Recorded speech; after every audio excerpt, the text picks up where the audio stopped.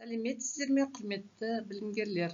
Құлажанов атындағы Қазақ технология және бизнес университеті экономика және басқару кафедрасының сеньор лекторы Әбдіғалиева Ләззат Сағынғалиқызы өңірлік экономика және басқару курсын ұсынады.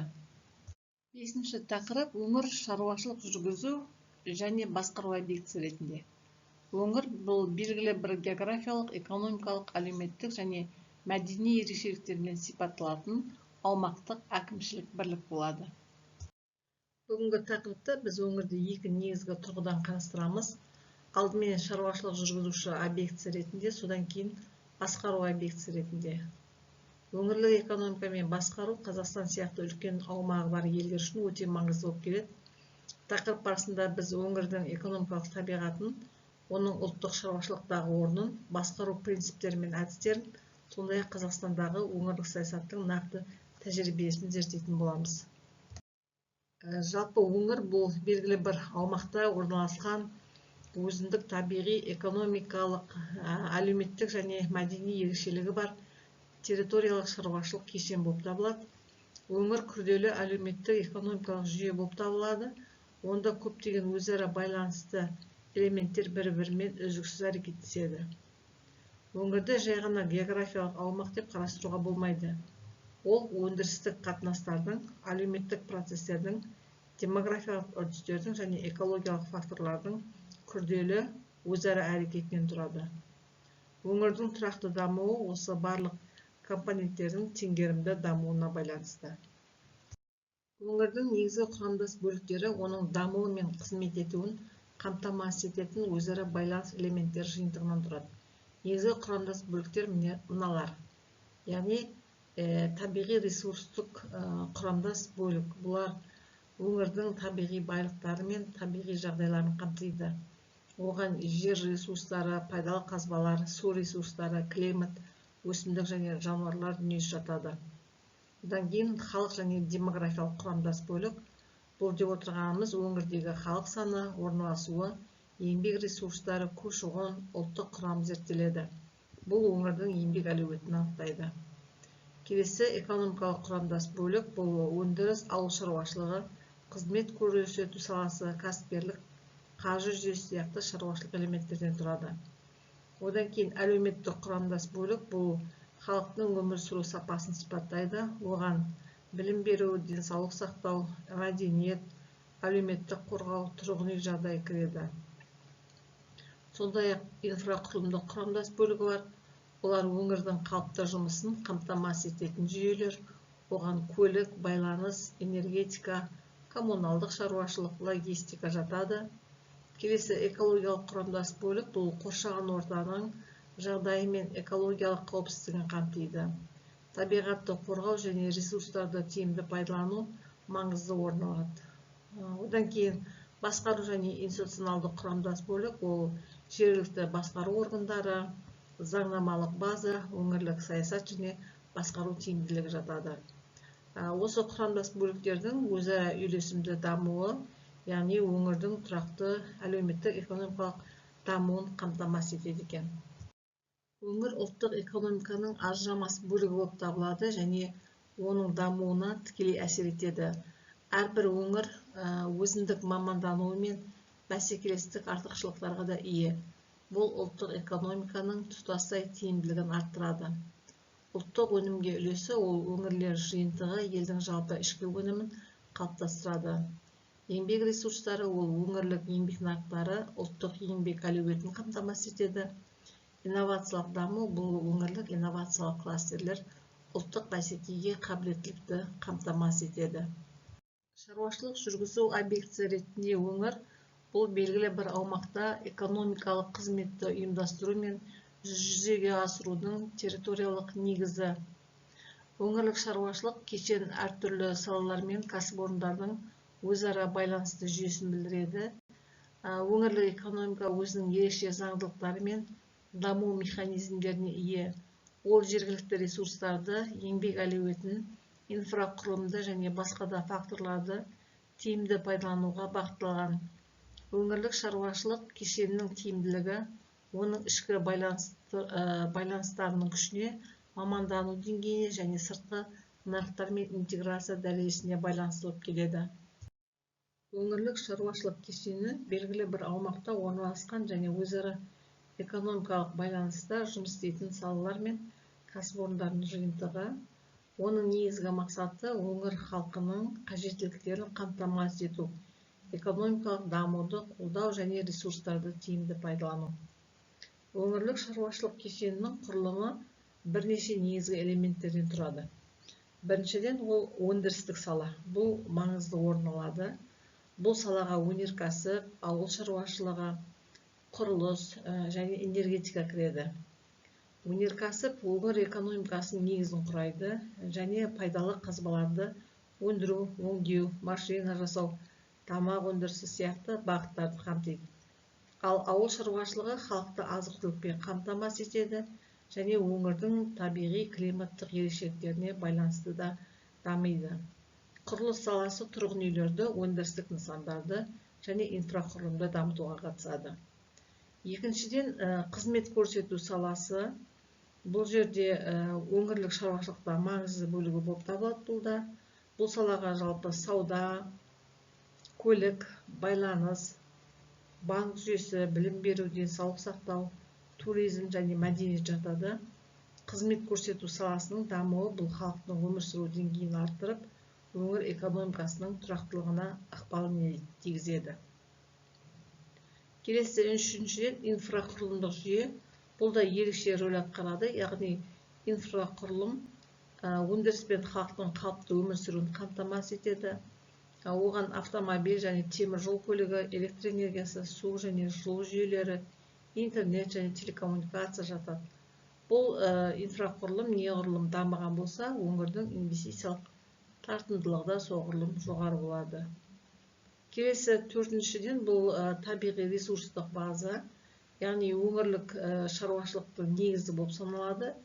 Табиғи ресурстардың көлемі мен сапасы өңірдің мамандануына әсер етеді.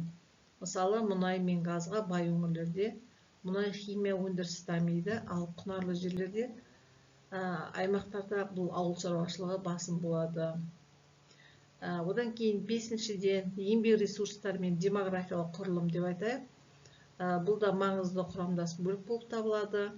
Халық саны, мамандардың біліктілігі, еңбекке қабілетті тұрғындардың үлесі өңір экономикасының даму мүмкіндігін анықтайды. Келесі алтыншы, бұл басқару жүйесі деп айтайық. Бұл өңірлік шаруашылық кешенінің тиімді жұмыс істеуін қамтамасыз етеді.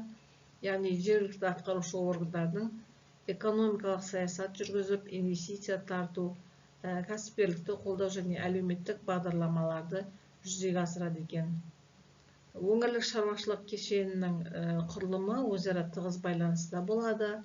Бір саланың дамуы екінші саланың дамуына әсер етеді. Мысалы, көлік инфрақұрылымының жақсаруы сауда мен өндірістің дамуын жеделдетеді деген сияқты мысалдар келтіруге болады. Жалпы қазіргі жағдайда өңірлік шаруашылық кешенінің дамытылуда, яғни цифрландыру, инновация енгізу деген сияқты, экологиялық қауіпсіздік, сондай-ақ инвестициялық саясат, бұлардың барлығы маңызды рөл атқарады. Сондықтан өңірлердің тұрақты даму үшін барлық құрылымдық элементтердің үйлесімді дамуы қажет болады екен. Келесі, өңірдегі өндірістік және өндірістік емес салалардың өзара байланысы экономикалық тиімділіктің негізгі факторы болып табылады. Өндірістік салалар шикізат пен жартылай өнімдерді бір-біріне жеткізеді, ал қызмет көрсету салалары өндіріс үшін қажетті жағдайларды қамтамасыз етеді. Бұл өзара байланыстардың дамуы өңірдің экономикалық тұрақтылығын арттырады және сыртқы нарықтарға тәуелділікті азайтады. Өңірлік ресурстарды тиімді пайдалану бұл экономикалық өсу мен экологиялық тұрақтылықты қамтамасыз етудің негізгі шарты. Ресурстарды ұтымды пайдалану өңірдің бәсекеге қабілеттілігін арттырады және болашақ ұрпақ үшін дамуды қамтамасыз етеді. Ресурстық әлеуетті бағалау, оңтайлы пайдалану стратегиясы, тұрақты даму, инновациялық жаңғырту, бұлар дамуды қамтамасыз ететін негізгі көрсеткіштер болып табылады. Өңірдің бәсекеге қабілеттілігі бұл белгілі бір өңірдің басқа өңірлермен салыстырғанда экономикалық әлеуметтік және инвестициялық тұрғыдан артықшылықтарға ие болу және тұрақты даму мүмкіндігін сақтай алу қабілетін айтуға болады. Яғни өңірдің халыққа қолайлы өмір сүру жағдайын жасап, инвестиция тартып, өндірісті тиімді ұйымдастырып, экономикалық өсуді қамтамасыз етудің деңгейін білдіреді екен. Жалпы бұл жерде инновациялық әлеуетте отырғанымыз ғылыми зерттеу орталықтары, жоғары технологиялық өндіріс, инновациялық кластерлер, білікті кадрлар, бұл жоғары білімді мамандар, үздіксіз кәсіби даму, еңбек ресурстарының сапасы, инфрақұрылым дамуы, заманауи көлік логистикалық жүйе, цифрлық инфрақұрылым, коммуникация, инвестициялық тартымдылық, бұл қолайлы бизнес климаты, салық жеңілдіктері, инвестициялық жобаларды қолдау болып келеді. Жалпы өңірдің бәсекелестік қабілеті оның тұрақты дамуының, халық әл-ауқатының және инвестициялық тартымдылықтың негізгі көрсеткіші. Оны арттыру үшін экономика, инфрақұрылым, инновация және адами капитал кешенді түрде дамуы керек. Басқару объектісі ретінде өңір бұл мемлекеттік және жергілікті билік органдарының стратегиялық шешімдерін әзірлеу мен жүзеге асырудың территориялық аясы. Өңірлік басқару өңірдің әлеуметтік экономикалық дамуын қамтамасыз етуге бағытталған мақсатты әрекеттер жүйесін білдіреді. Тиімді өңірлік басқару ұлттық және жергілікті мүдделердің теңгерімін сақтауды, өңірлер арасындағы теңсіздікті азайтуды, территориялық дамудың тұрақтылығын қамтамасыз етуді көздейді.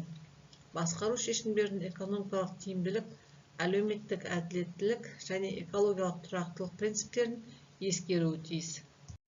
Өңірлік басқарудың негізгі принциптері ол жүйелілік, яғни өңірді бір-бірімен байланысты элементтердің күрделі жүйесі ретінде қарастыру. Екінші, кешенділік, өңірдің барлық аспектілерін экономикалық, әлеуметтік, экологиялық ескеру. Децентрализация, бұл жергілікті органдарға өкілеттіліктер мен ресурстарды беру. Одан кейін субсидиялық, бұл шешімдерді мәселеге жақын деңгейде қабылдау. Келесі партнерлық, ол билік, бизнес және қоғам арасындағы ынтымақтастық. Өңірді басқару құрылымы белгілі бір аумақтың әлеуметтік экономикалық дамуын ұйымдастыратын, реттейтін және бақылау жүргізетін мемлекеттік және жергілікті басқару органдарының жүйесі. Оның негізгі мақсаты өңірдің тұрақты дамуын қамтамасыз ету, халықтың өмір сүру сапасын жақсарту және ресурстарды тиімді пайдалану. Жалпы Қазақстандағы өңірді басқару құрылымы бірінші деңгейден тұрады. Бірінші деңгей ол орталық мемлекеттік басқару органдары, оларға президент, үкімет және министрліктер жатады. Олар елдің жалпы өңірлік саясатты қалыптастырады, стратегиялық бағдарламалар қабылдайды және өңірлердің дамуын реттейді. Екінші деңгей бұл облыстық басқару жүйесі. Бұл деңгейде облыс әкімдігі мен облыстық мәслихат қызмет атқарады. Үшінші деңгейі бұл аудандық және қалалық басқару органдары. Олар жергілікті мәселелерді шешумен айналысады. Төртінші деңгейі ауылдық басқару жүйесі. Ол ауыл әкімдіктері, яғни жергілікті тұрғындардың күнделікті мәселелерін шешеді және ауыл аймағының дамуын ұйымдастырады екен. Жалпы өңірді басқару құрылымының негізгі элементтері бұл стратегиялық жоспарлау, бюджеттік басқару, инвестициялық саясат, әлеуметтік саясат, инфрақұрылымды дамыту, экологиялық бақылау және төтенше жағдайларды басқару болып табылады екен. Қазақстан Республикасында өңірлік саясат елдің аумақтық тұтастығын сақтау, өңірлердің теңдей дамуын қамтамасыз ету және жергілікті әлеуетті толық пайдалану мақсатында жүргізіледі. Қазақстанның өңірлері өздерінің экономикалық мамандануы, табиғи климаттық жағдайлары және әлеуметтік демографиялық ерекшеліктері бойынша айтарлықтай ерекшеленеді. Кейбір өңірлер өнеркәсіптік өндіріс орталықтары болса, басқалары ауыл шаруашылығы өнімдерін өндірумен айналысады немесе қызмет көрсету секторына бағдарланған. Бұл әр алуандық, яғни өңірлік саясатты жүргізуде әрбір аймақтың ерекшеліктерін ескеруді талап етеді. Қазақстанда өңірлік дамуды мемлекеттік қолдаудың кешенді жүйесі қалыптасқан. Мемлекет әртүрлі бағдарламалар мен құралдар арқылы өңірлердің теңдей дамуын қамтамасыз етуге, олардың бәсекеге қабілеттілігін арттыруға және халықтың өмір сүру сапасын жақсартуға ықпал етеді. Осымен тақырыбымызды аяқтаймыз. Назарларыңызға рахмет. Сау болыңыздар.